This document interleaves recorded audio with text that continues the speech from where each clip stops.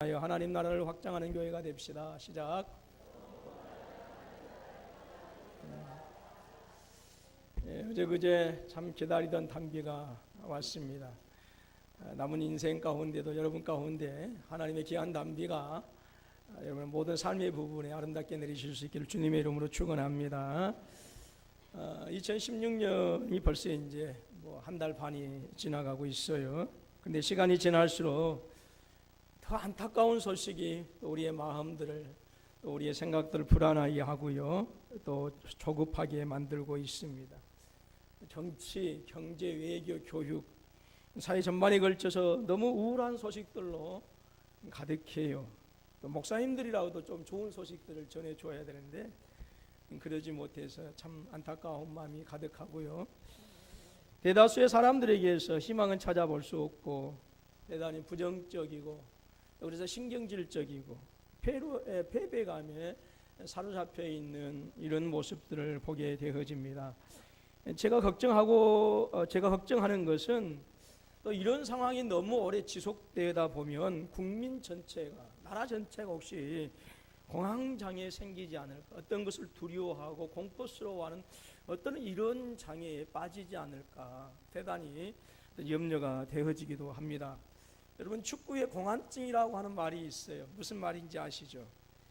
중국 선수들이 한국과의 경기를 하게 되어지면 생기는 그 심리적인 이축감을 공황증이라 그래요.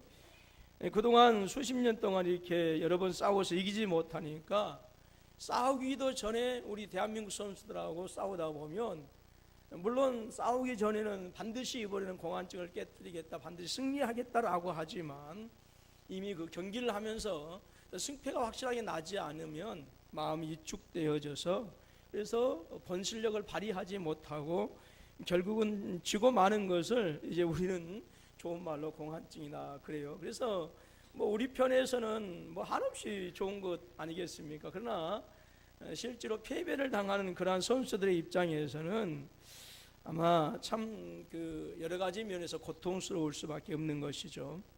저는 특별히 우리의 그 다음 세대들이 이런 일이 없기를 진실로 바랍니다.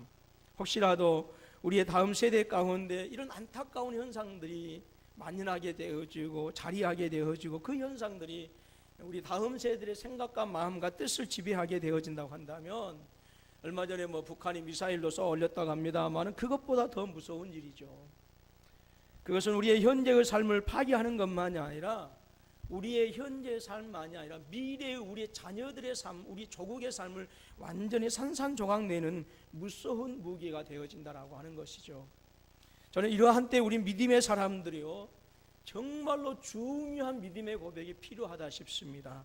정말로 아름다운 믿음의 선포가 필요한데 바로 오늘 본문의 말씀입니다. 1장 1절 말씀을 다시 한번 읽어보듭니다. 시작. 태초에 하나님이 천지를 창조하시니라. 아멘. 다음 주에 애울 말씀을 할까요? 여러분, 이 선포는요 불과 몇 단어로 이루어져 있지만 당시 세계에서는요 정말로 충격적인 선포예요. 당시의 신은 애굽의 바로 왕이었습니다. 적어도 이 사람은요 신의 대리자였어요. 파라오라고 하는 말이 태양신의 아들이다라고 하는 그런 뜻을 가지고 있거든요. 우리는 출애굽기를 보게 되어지면 바로 왕이 이스라엘 백성들을 동원해서 거대한 건축물을 짓는 모습을 보게 되어집니다. 여러분, 이토록 열성적으로 어마어마한 건축물을 짓는 것은 왜 그럴까요? 그것은 자신이 신이다라고 하는 사실을 그 웅장한 건축물을 통해서 보여주고자 하는 거예요. 그래서 거대한 건축물을 지음으로 사람들의 마음을 압도하고요, 그래서 그 압도된 사람들의 마음을 이용해서 자기를 신으로 섬기도록 하는 것이죠.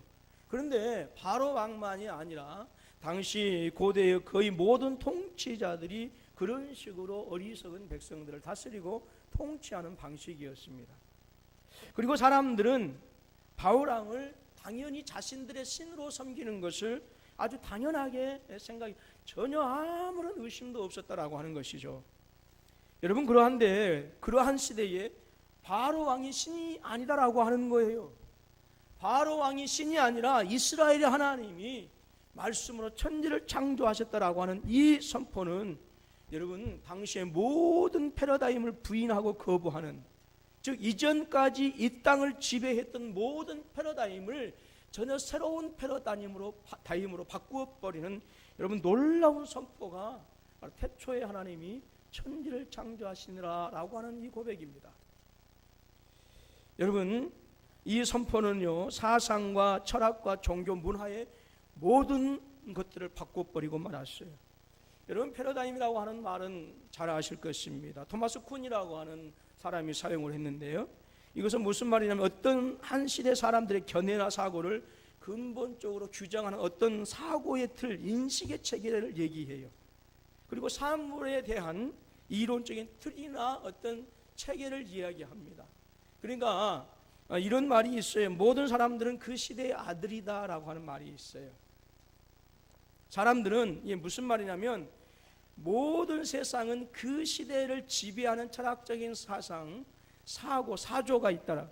그 시대 사람들이 생각하는 그 생각이 있는데 오늘 저와 여러분들은 그 생각의 사조의 영향을 받으면서 살 수밖에 없다라고 하는 거예요. 그러니까 2016년도, 2000년대를 지배하는 사고가 있어요. 사람들의 이해가 있어요. 근데 오늘 저와 여러분들은 철저하게 그 이해의 틀 속에서 그것의 영향을 받으면서 살아간다라고 하는 것이죠. 그래서 그 시대를 초월한 사람이 없다라고요. 그래서 모든 사람은 그 시대의 아들이다라고 하는 말이 있습니다. 여러분들 그 코페르니쿠스라고 하는 사람을 잘 아실 거예요. 이 사람은 천동설이 즉 태양이 지구주위를 돈다라고 하는 당시의 모든 과학자들도 그렇게 생각을 했고요. 심지어 기독교도 그렇게 생각을 했어요. 여러분 갈릴레오라고 하는 사람을 잘 아시죠? 이 사람이 그 태양이 움직이는 것이 아니라 지구가 움직인다고 했는데 종교 재판이 열렸어요. 지금 같으면 뭐 생각할 수도 없는 우스운 일인데 그래서 종교 재판이 열리게 되어지죠. 그래서 결국은 이제 목숨을 잃을 것을 이제 두려워해서 자기의 주장을 철회하게 되어지죠. 그러면서 유명한 한마디를 남겨요. 그래도 지구는 뭐한다? 돈다라고. 자, 모든 사람이 태양이 움직인다라고 하는 것을 지구를 중심으로 움직인다라고 하는 것을 진리로 받아들였어요. 그래서 말씀드린 것처럼 이것을 반대하면 죽임을 당하는 그러한 시대였습니다. 그런데 코페르니쿠스라고 하는 사람이 지구가 태양 주위를 움직인다라고 그렇게 지동설을 발표합니다. 뭐 당시 세계가 깜짝 놀라게 되어지죠.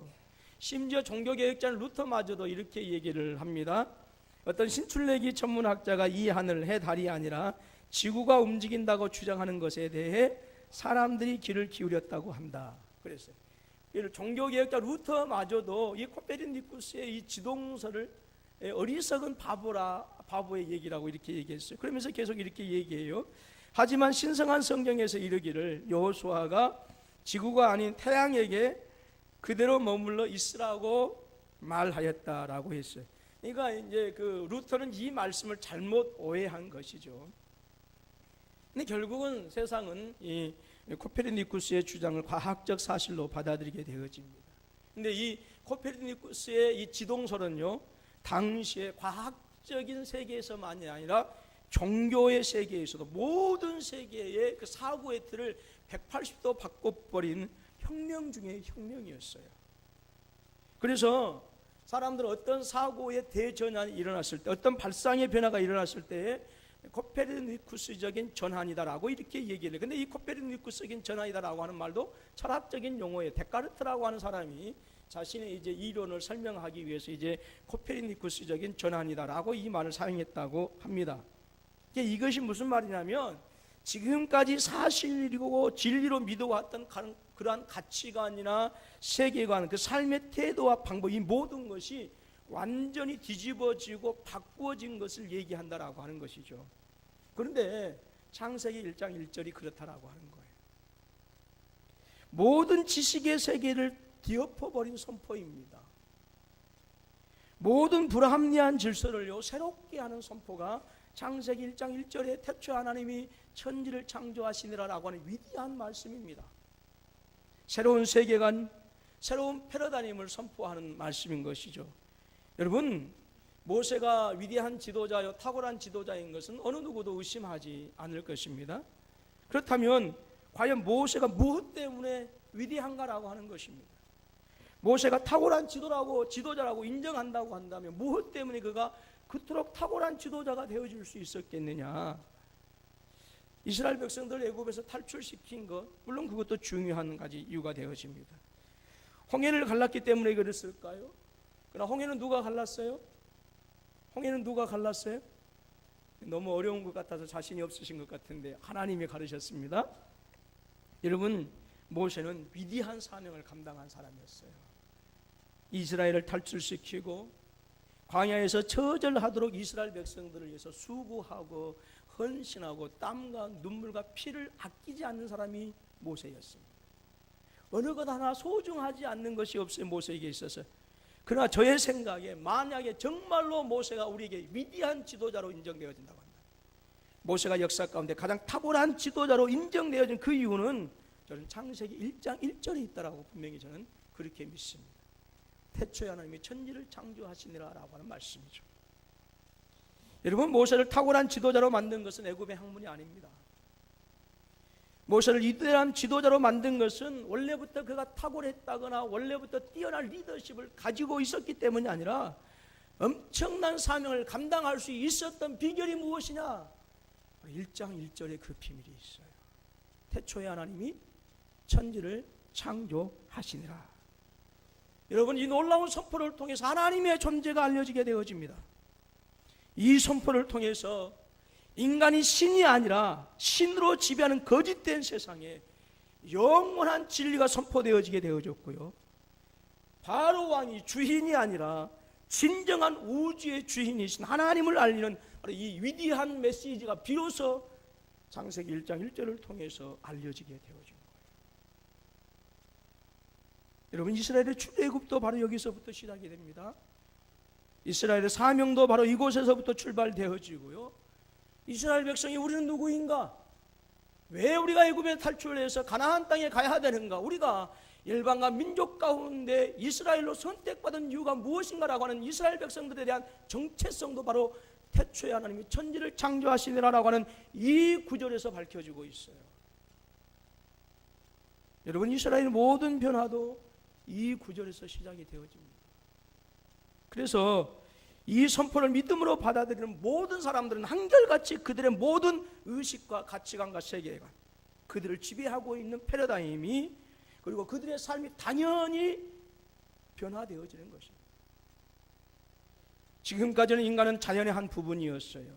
그리고 인간은 자연에 의해서 지배받는 존재였어요. 그래서 자연은 인간이 범접할 수 없는 영역이었고, 자연은 인간에게 있어서 너무나도 무서운 대상이었고, 그래서 그 자연을 달래지 않으면 인간에게 재앙을 가져다주는 존재가 자연이었어요. 사람들은 그때까지 그렇게 인식을 했어요. 그래서 여러분, 무당이 나오게 되어졌고, 그래서 여러분 단골레가 나오고, 그래서 여러분 종교가 나오게 되어지고, 그래서 힘 있는 자들은 인간의 이러한 연약함을 이용해서 자신들을 신으로 만들었고, 그렇게 인간을 지배하면서 자신들의 야욕을 충족시키고 그랬던 거예요.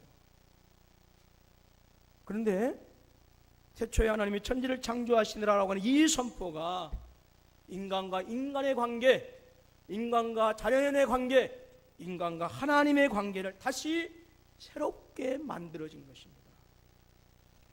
자연은 더 이상 두려운 존재가 아니었어요.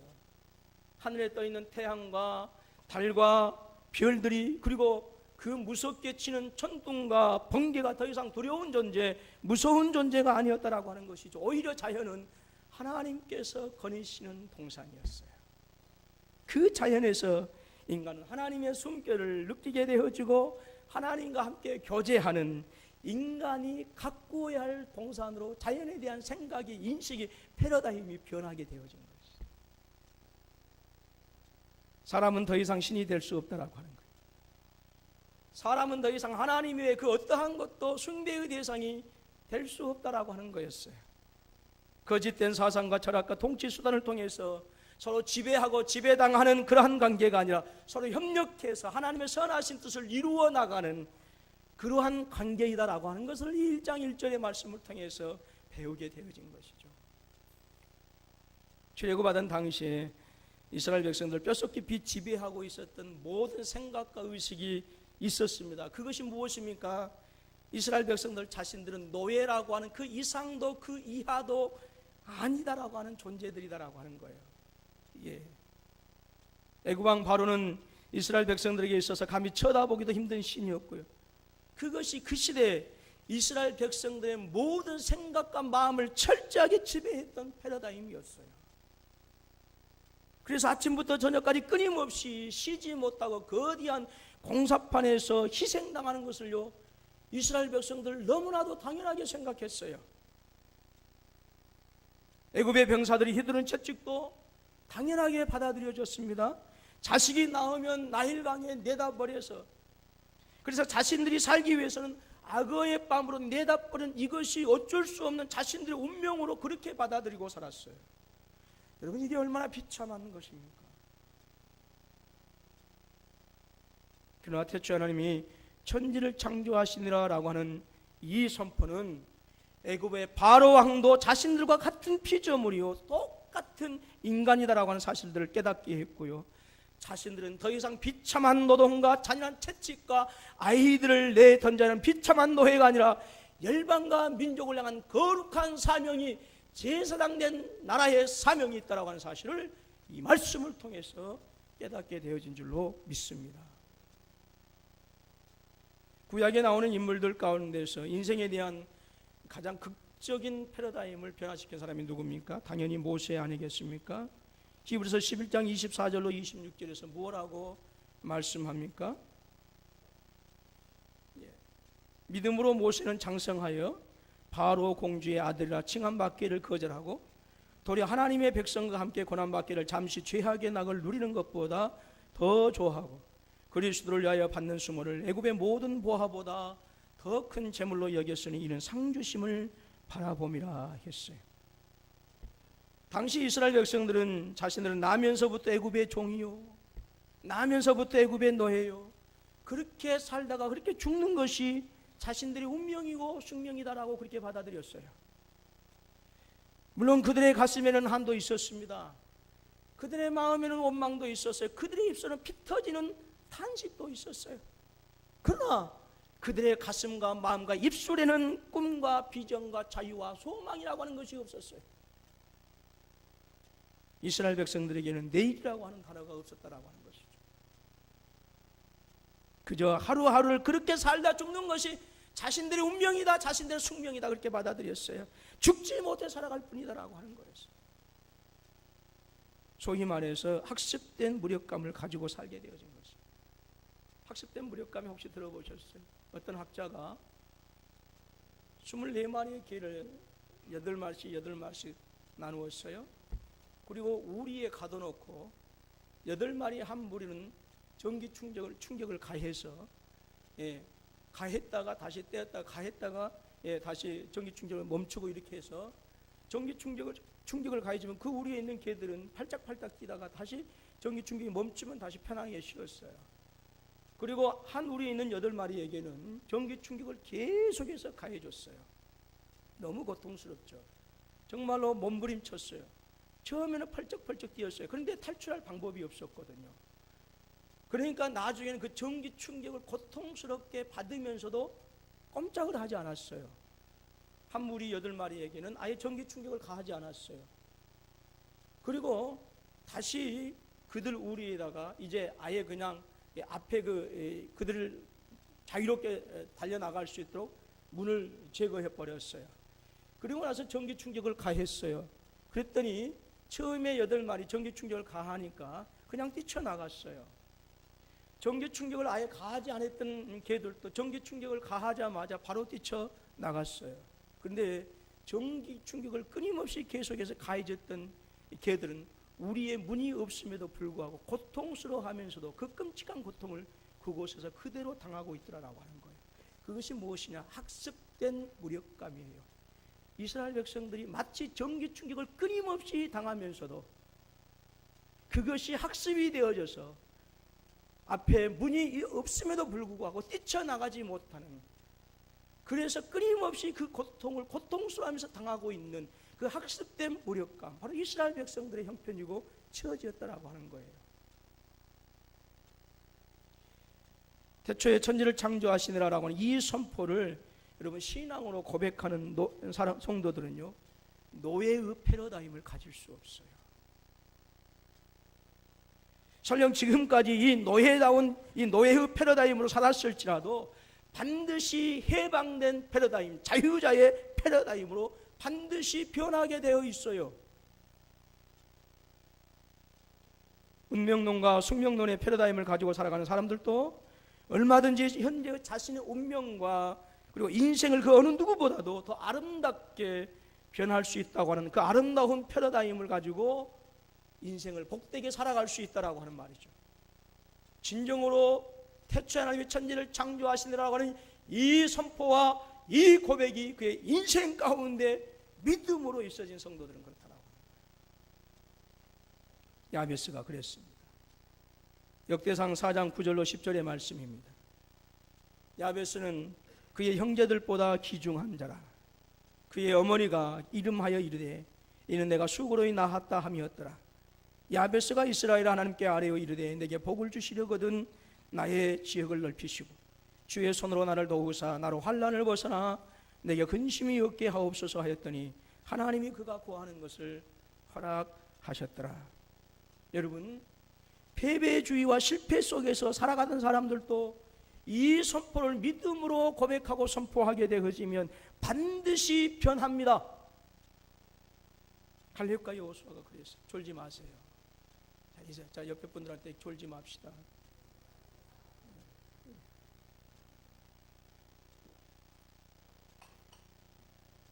제가 누구한테 하는 건지 아시죠 지금? 예. 혹시 자기한테 한다고 생각하시는 분은요, 시험 들지 마시고 꼭 깨시기 바랍니다. 민수기 14장 8절의 말씀이에요. 여호와께서 우리를 기뻐하시면 우리를 그 땅으로 인도하여 들이시고 그 땅을 우리에게 주시리라. 이는 과연 젖과 꿀이 흐르는 땅이니라. 사도 바울이 로마서 10장 10절에서 아주 분명하게 증거합니다. 시작. 못 외웠어요? 다시 한번 시작. 사람이 마음으로 믿어 의에 이르고 입으로 시인하여 구원에 이르느니라. 여러분, 믿음은요 하나님을 기쁘시게 하는 의에 이르게 하는 거예요. 아멘.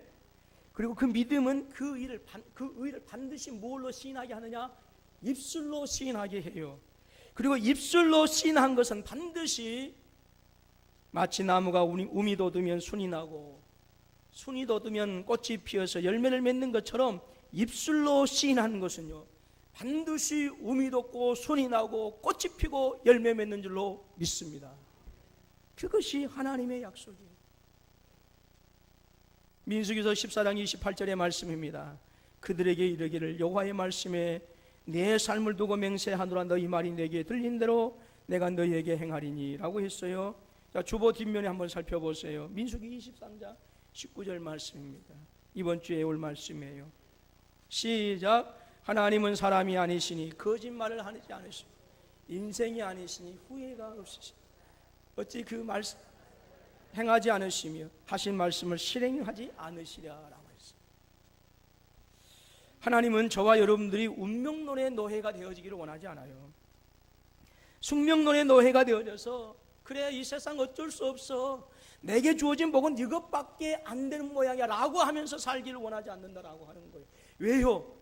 저와 여러분들이 어떤 존재입니까? 하나님에게 있어서 당신의 영원하신 그 사랑하는 아들 예수 그리스도를 저주의 십자가에 내어주시기까지 우리를 당신의 백성 삼으시고 자녀 삼으신 하나님의 백성들 아니겠습니까? 근데 저와 여러분들이 이렇게 소중한 저와 여러분들이 어떻게 운명론에 숙명론에 갇혀서 어쩔 수 없어 이렇게 사는 것이 내 인생인 모양이야 여기까지가 내 복인 모양이야 라고 하면서 살기를 하나님께서 원하시겠느냐라고 하는 거예요. 만약에 제 새끼가 그런다고 몽둥이 찜질합니다. 그것밖에 안 돼?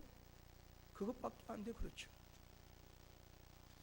여러분, 그런데 아무리 과학과 기술이 발달한 이 시대에도 여전히 이 학습된 무력감을 가지고 두렵고 떨리는 그 포도주들에서 나올 생각을 하지 못하고 여전히 이삭을 추수하는 기도원과 같은 너무나도 무기력하고 나약하고 부족하고 비신앙적인 성도들이 우리 주변에 너무 많더라고요.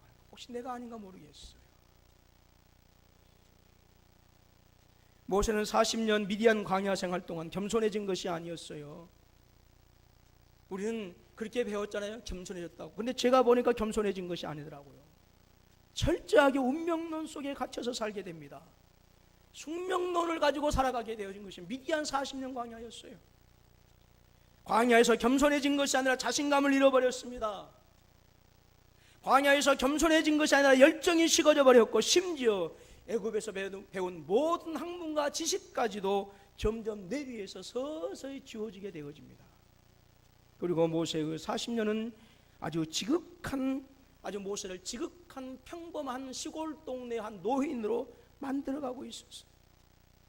광야는 모세로 하여금 더욱더 낮아지게 했어요. 그러나 탁월하게 하지는 못했어요. 모세는 하나님께서 그에게 사명을 주실 때 이렇게 고백합니다. 출애굽기 3장 10절로 11절 말씀인데요. 이제 내가 너를 바로에게 보내어 너에게 내 백성 이스라엘 자손을 애굽에서 인도하여 내게 하리라. 모세가 하나님께 아뢰되 내가 누구이기에 바로에게 가며 이스라엘 자손을 애굽에서 인도하여 내리까? 내가 너에게 큰 사명 줄 거야. 너 이스라엘의 지도자가 되어질 거야. 얼마나 가슴 설레는 거예요. 그런데 모세가 그렇게 고백해요. 모세가 하나님께 아뢰되 내가 누구이기에 40년 전에 그 자신감 충만하던 모세가 아닙니다. 모세는 계속해서 못하겠다고 발버둥칩니다. 4장 10절의 말씀입니다. 모세가 여호와께 아뢰되 주여 나는 본래 말을 잘하지 못하는 자니이다. 주께서 주의 종에게 명령하신 후에도 역시 그러하니 나는 입이 뻣뻣하고 둔한 자니이다. 또 13절 말씀에서 보면 계속해서 발버둥칩니다. 주여 보낼 만한 자를 보내소서. 그때 하나님께서 아주 격하게 반응하십니다. 14절을 간단하게 단 세 마디로 요약할 수가 있어요. 어떻게 요약할 수 있을까요? 우리가 쓰는 단어로 14절 말씀은 아주 고상하게 표현해놨어요. 하나님께서 진노하셨죠. 우리 단어로 쉽게 합시다. 세 단어로 줄이면 이렇습니다. 이걸 그냥 확. 근데 그러한 모세를 위대하게 만드는 것이 있었어요.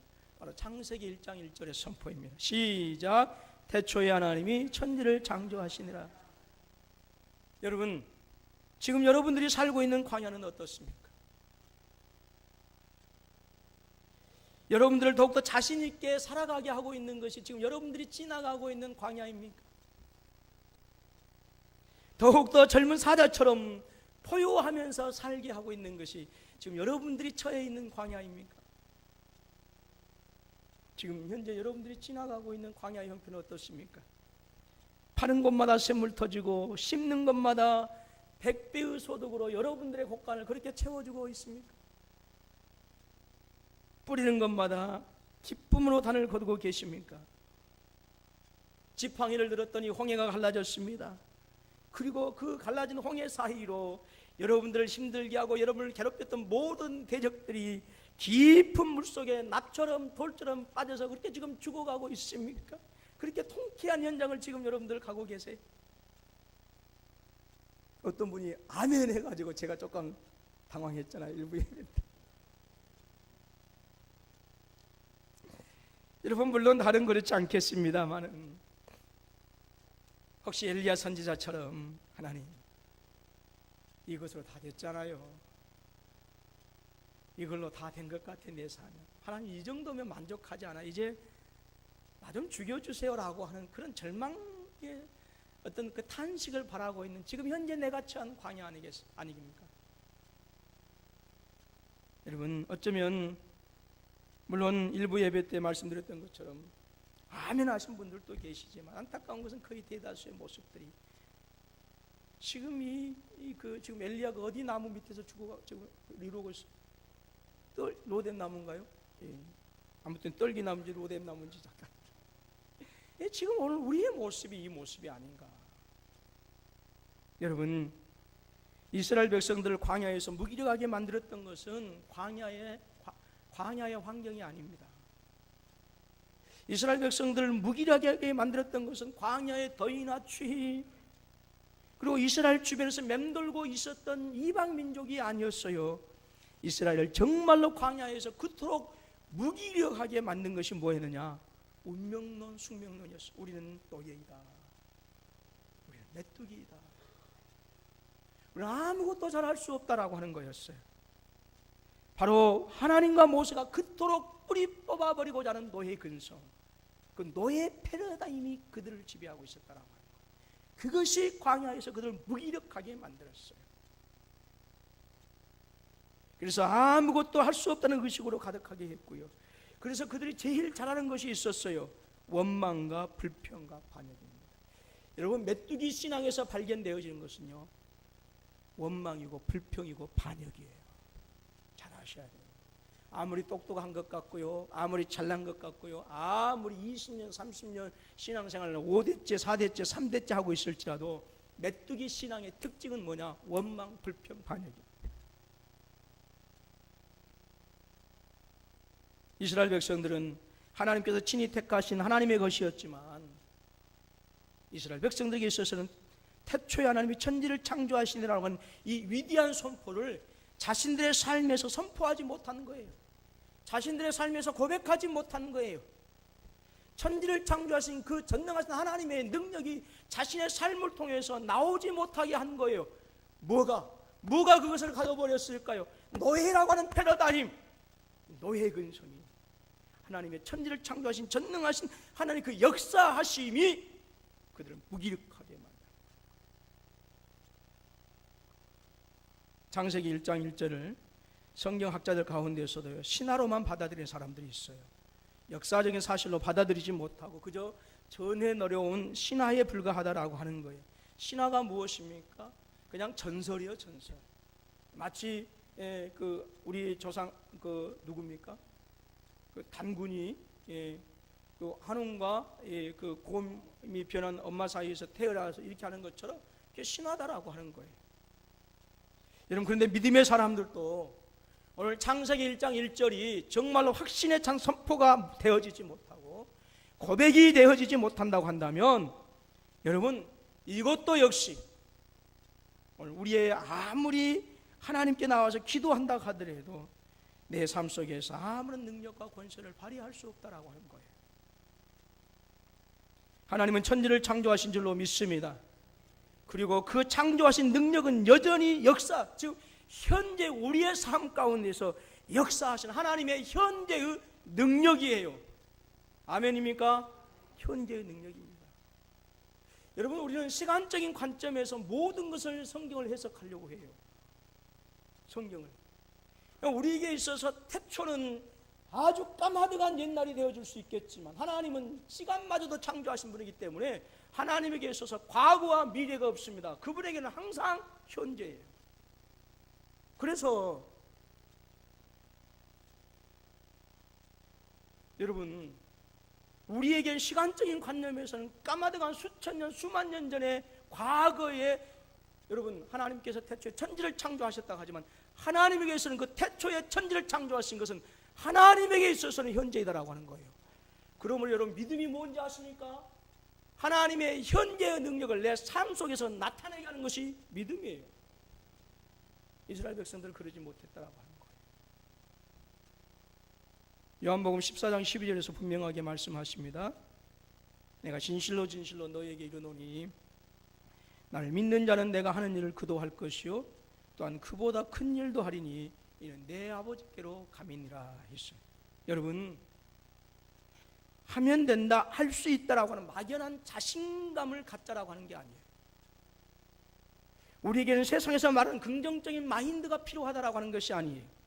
하나님께서는 천지를 창조하셨다고 하는 분명한 믿음의 근간, 우리의 근본적인 패러다임의 변화, 의식의 변화, 삶의 변화가 필요하다라고 하는 거예요. 이 믿음이 여러분 우리의 삶에 거대한 혁명적인 혁신을 가지고 오게 하고요, 이 믿음이 우리의 삶이 아무리 광야와 같은 힘들고 어려운 환경과 상황이라 할지라도 능히 건너가게 하시는 하나님의 능력이 되어지는 것입니다. 오늘 사랑하는 우리 군포서북교회 성도 여러분, 아무리 시대가 어렵고 우울하고 짜증난다 하더라도, 소망이 없는 소리로 가득하다 할지라도, 그것들로 인하여 오늘 사랑하는 우리 군포서북교회 성도님들의, 여러분들의 마음이 생각과 뜻이 혹시라도 부정적이고, 그래 우리는 어쩔 수 없어라고 하는 이 운면론 쪽에 이것들로 채워져서는 안 된다라고 하는 거예요.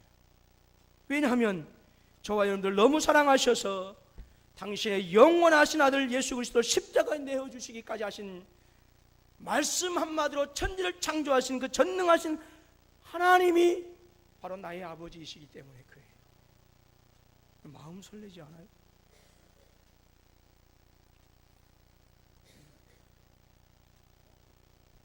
혹시라도 지금 처참한 구덩이에서 허우적거리고 계실지라도 안 된다고 하지 마세요.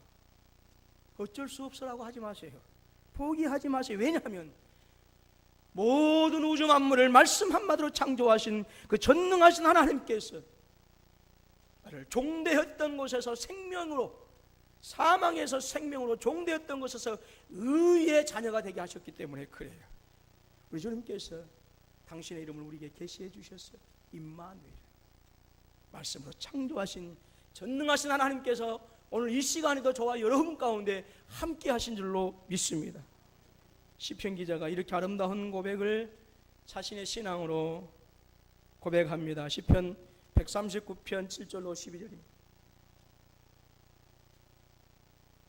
내가 주의 행을 떠나 어디로 가며 주의 앞에서 어디로 피하리까? 내가 하늘에 올라갈지라도 거기 계시며, 뭐라고 그랬어요? 수월에 내 자리를 펼지라도 거기 계시나이다. 내가 새벽 날개를 치며 바다 끝에 가서 거주할지라도 거기에서도 주의 손이 나를 인도하시고 주의 오른손으로 나를 뭐 한다고요? 붙드신다라고 말씀합니다. 내가 혹시 말하기를 흑암이 반드시 나를 덮고, 여러분 시편 기자가 흑암이 반드시 나를 덮고 했을 때 그 심정이 오죽하겠어요? 나를 두른 빛은 어둠이 되리라 할지라도, 자신을 두르고 있는 빛이 어둠이 되어진다 할지라도 주에게서는 흑암이 숨기지 못하며, 즉 흑암 가운데 내가 있을지라도 하나님은 불꽃 같은 눈동자로 나를 살피시기 때문에 흑암이 나를 숨기지 못한다라고 하는 거예요. 주에게서는 흑암이 숨기지 못하며 밤이 낮과 같이 비추이나니 주에게는 흑암과 빛이 같음이니이다. 아멘입니까? 예. 우리 460장 함께 찬양 한번 할까요? 반주 부탁할게요. 가사 생각하시면서 한번 찬양합니다.